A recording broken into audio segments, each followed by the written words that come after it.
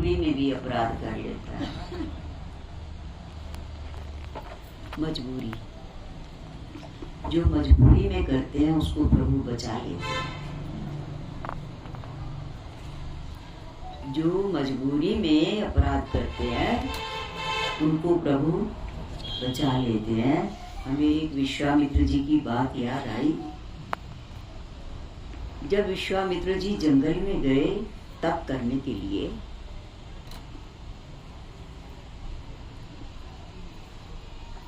क्योंकि विश्वामित्र जी को राज ऋषि कहते थे सब, ब्रह्म ऋषि नहीं। और वशिष्ठ जी भी उसी समय में हुए थे, तो वशिष्ठ जी को ब्रह्म ऋषि और विश्वामित्र जी को राज ऋषि। तो ब्रह्म ऋषि का पद राज ऋषि से बड़ा होता है। तो इनको बड़ा एक मन में दुख सा बना रहता था।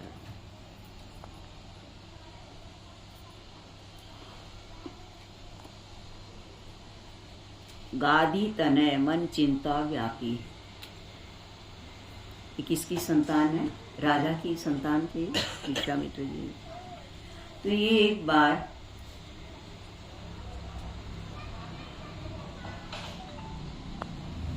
तप करते करते इनको प्यास लग गई। परिवार को छोड़कर चले गए थे, आप लोगों को पता ही होगा। आज हम पाठ करना चाहते हैं, इसलिए पिछली बात बाद में बताएंगे। तो जब प्यास लगी, और इतनी तीव्र प्यास लगी, जंगल में थे, कहीं कोई जल का साधन नहीं था, और जहाँ इन्होंने कुटिया बना के रह रहे थे वहाँ एक सरपंच का घर था। तो रात्रि में जब ये स्थिति हुई कि बिना पानी के जल के प्राण निकल जाएंगे, बाहर देखा, नींद भी नहीं आ रही थी, तो उनके घर में एक दिया जल रहा था।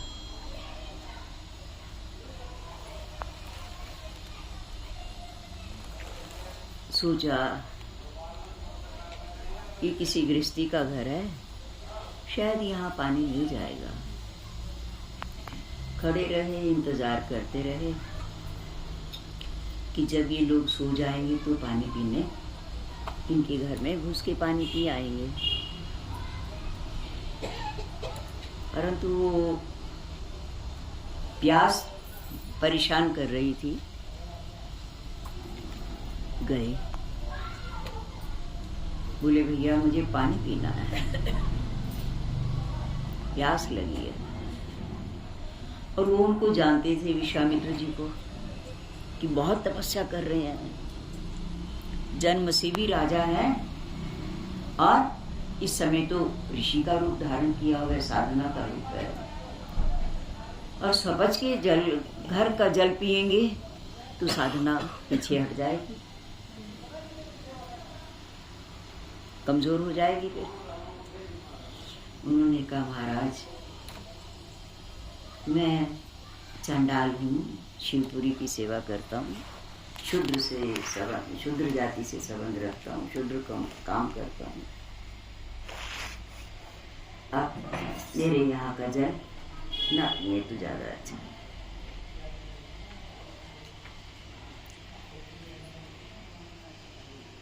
अब कुछ मिनट तो सोचा इन्होंने, फिर विचार आया कोई बात नहीं, पिला दो, और साधना थोड़े दिन ज्यादा चल जाएगी। उसने कहा महाराज मैं ये अपराध नहीं कर सकता,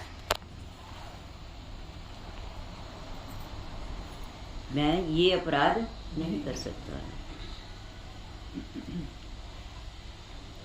और अपने आप से पिए तो चोरी। विश्वामित्र जी वापिस लौटने लगे। जीवन जाता है तो जाए,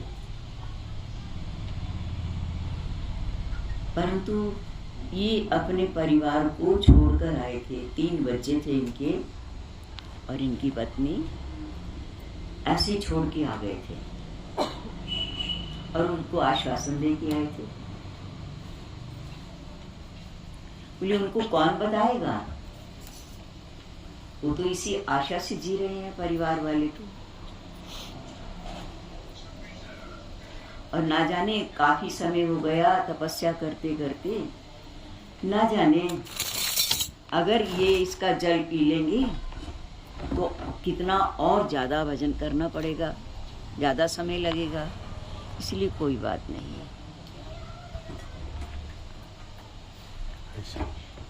चले गए, वापिस मुड़े। धर्म की रक्षा करनी है। 2 सामने है, एक धर्म है, एक प्राण है। तो निर्णय ले लिया कि प्राणों से ज्यादा धर्म की रक्षा है। प्राण की रक्षा ना करने पर एक जीवन खत्म होगा, परंतु धर्म की रक्षा करने पर तो ना जाने कितने जीवन खराब हो जाएंगे। इसलिए उन्होंने जल नहीं लिया। अच्छा प्रभु, जो तुम्हारी इच्छा है, हो सकता है जीवन का अंतिम समय आ गया हो, ऐसा कुछ विचार करते करते जैसे ही लौटे कि मैं धर्म को खत्म नहीं करूंगा, धर्म की रक्षा करूंगा। और जैसे ही लौटे, उसके घर में गए हुए थे, बाहर आए, इंद्रदेव ने जल की धारा बाहर, जैसे ट्यूबवेल से पानी निकलता है, बार बार प्रभु का धन्यवाद किया, जी भर के जल पिया। जो धर्म की रक्षा करते हैं, धर्म उनकी रक्षा करता है। तो कई बार हम अपराध ऐसे भी कर लेते हैं, जो काम नहीं करना चाहिए वो करने का नाम क्या है? अधर्म। और जो करना चाहिए उसको करने का नाम क्या है?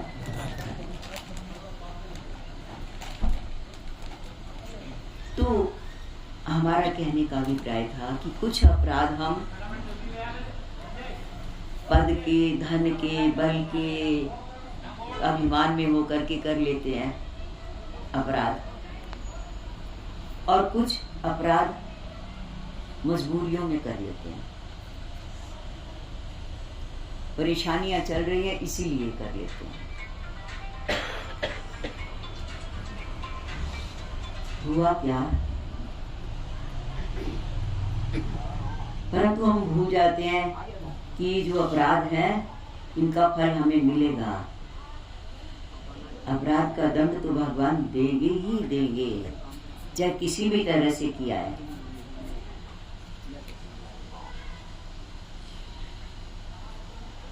और कल एक चर्चा की थी कि हरि के पास 2 चीजें नहीं है। कौन कौन सी याद है कि भूल गए? दरिद्रता भगवान के यहाँ किसी भी तरह की कमियां भगवान के यहाँ भी हैं काफी। जरा छांटेंगे, देखेंगे, विचार करेंगे तो दरिद्रता भगवान के यहाँ नहीं है। और एक और बताया था,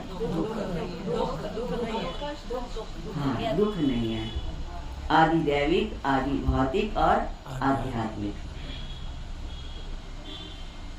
आदि दैविक, आदि भौतिक, आध्यात्मिक। भगवान के यहाँ आदि दैविक दुख नहीं है, आदि भौतिक भी नहीं है। आप समझ ना पा रहे हो, भौतिक दुख किसको कहते हैं? जैसे आंधी तूफान आया, अति वर्षा, अनावृष्टि, बाढ़, ये सब क्या है? पंचभूतों से मिलने वाले दुख जो होते हैं वो आदि भौतिक दुख कहलाते हैं। आकाश, वायु, तेज, जल, अग्नि। आकाश से क्या दुख मिलते हैं? बोले तूफान। आकाश के अंदर गंदे गंदे तारे दिखाई देने लग जाते हैं, जब उछल तारा वगैरह ये वगैरह अनिष्ट होने की शंका हो जाती है, वायुयान गिर जाते हैं, ऊपर से जो आकाश के द्वारा सूर्य नारायण के द्वारा, सूर्य तेज तत्व का प्रतीक है।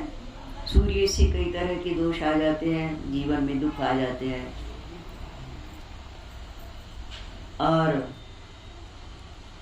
जैसे और नहीं तो बोले अतिवृष्टि अनावृष्टि,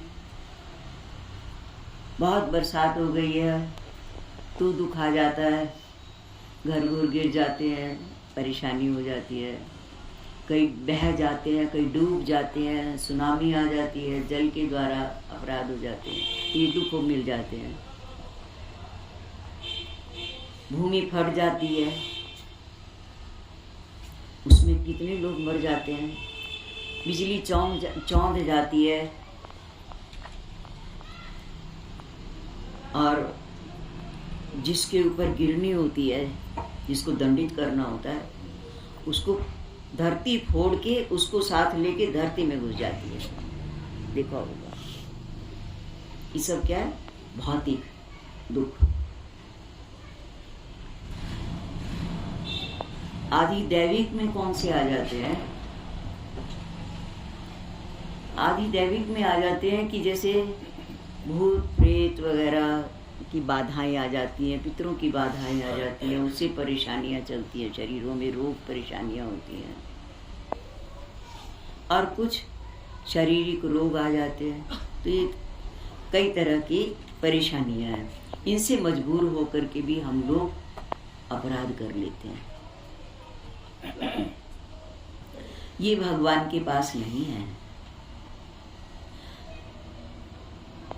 आदि दैविक, आदि भौतिक और आध्यात्मिक तीनों तरह के ताप किसके पास नहीं है? और प्राणियों के पास आते रहते हैं, जाते रहते हैं, आते रहते हैं। अब आजकल सर्दी से परेशान हो रखे हैं ना, ठंडी हवाओं से, है ना। तो भगवान के पास तीनों तरह के ताप दुख नहीं है। और भगवान के पास क्या नहीं है? भगवान किसी के भाग्य को मिटा नहीं सकते।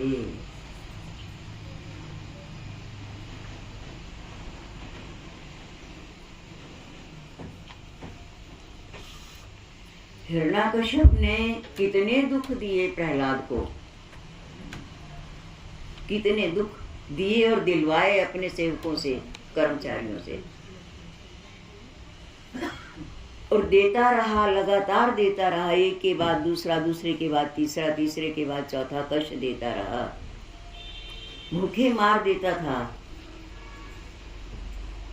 जंगल में जिस फल को खाने लगे, जंगल में छुड़वा दिया, पहाड़ से गिरवा दिया, अग्नि में जलवाने की कोशिश किया। प्रभु प्राणों की रक्षा तो करते रहे, क्योंकि भक्त था ना वो। पर हिरण्याकश्यप को मार ना सके। क्यों ना मार सके? क्योंकि उसकी आयु शेष थी।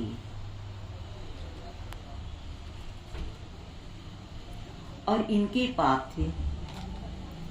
कष्टों से पाप निवारण होता है, और बिना आयु के भगवान भी किसी का अंत नहीं कर सकते। जब तक श्वास है, ये भगवान ही हमको जन्म के समय गिन गिन के श्वास हमारे सिलेंडर में भर देते हैं, शरीर रूपी सिलेंडर में। इसलिए कहा, हानि लाभ जीवन मरण, यश अपयश विधि हाथ। ये किसके हाथ है? विधाता के। विधि कौन? जो शरीर को बनाता है।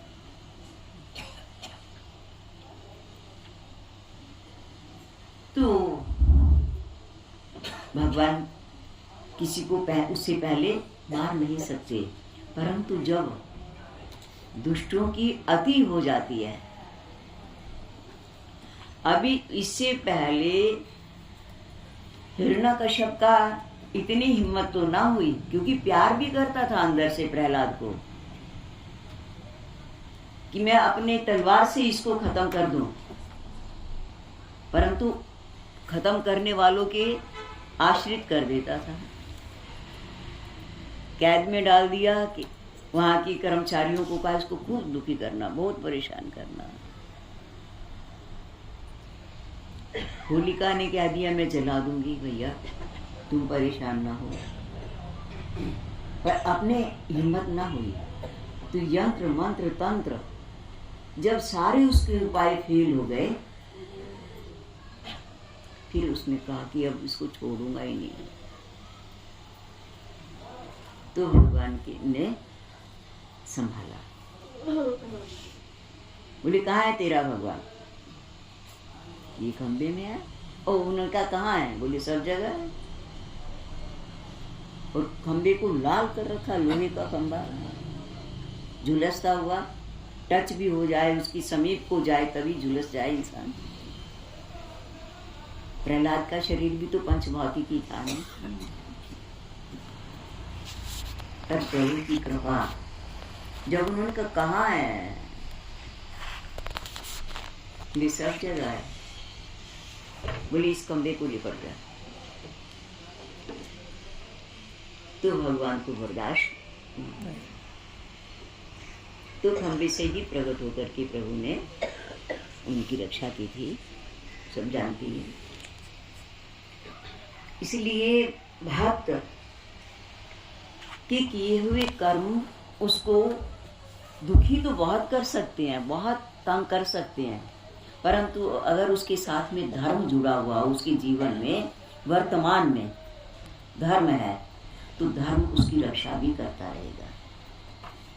और किसी न किसी तरह से जब तक उसकी आयु रहेगी, आयु शेष है, तो वो जीत जाएगा और फिर ऐश्वर्य और सब तरह के सुख उसको प्राप्त हो जाएंगे। जब तक अगर जीवन शेष है और पुण्य कर्म कर रहा है और अधर्म का साथ नहीं दे रहा है, अधर्म नहीं कर रहा है, कष्ट उठा रहा है, भले ही कष्ट उठाता झेल रहा है, मुकाबला कर रहा है जैसी ताकत है अपने शारीरिक और धन इत्यादि के द्वारा भी, कि जैसे मान लिया कोई हॉस्पिटल में है, कहीं है, समय भी देता है, सेवा भी करता है, धन भी लगा रहा है और प्रभु से याचना भी कर रहा है कि प्रभु मुझे बचाओ, संकट से निकालो, पर अधर्म नहीं करता कि पहले किए हुए अधर्म के कारण तो अब परेशान हो, आगे भी अगर अब भी करूंगा तो फिर रक्षा कैसे करेंगे भगवान? अब नहीं करता तो भगवान उसकी रक्षा करते हैं। ये सही है बात। तो भगवान के पास ना तो अधर्म है और ना ताप है किसी भी तरह का, आदि दैविक, आदि भौतिक, आध्यात्मिक। और भगवान के पास अज्ञान भी नहीं है। कई लोग क्या देते हैं, भगवान को पता नहीं है क्या हम इतने दुखी हुए बैठे हैं, भगवान जानते नहीं क्या?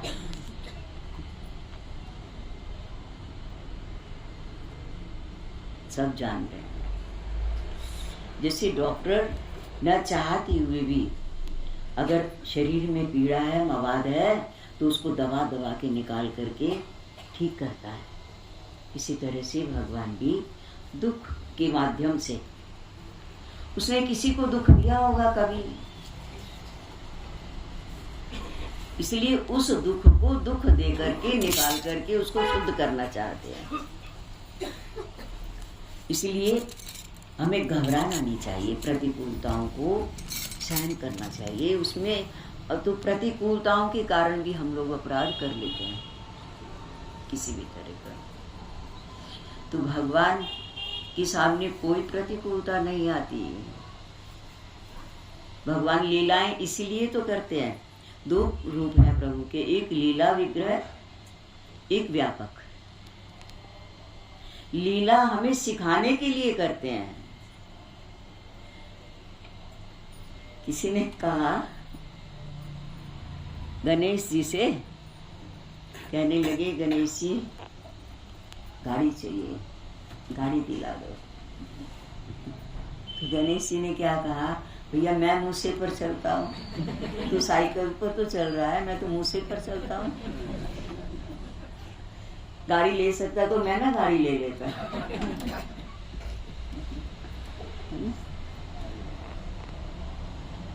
गुरु सच्चिदानंद।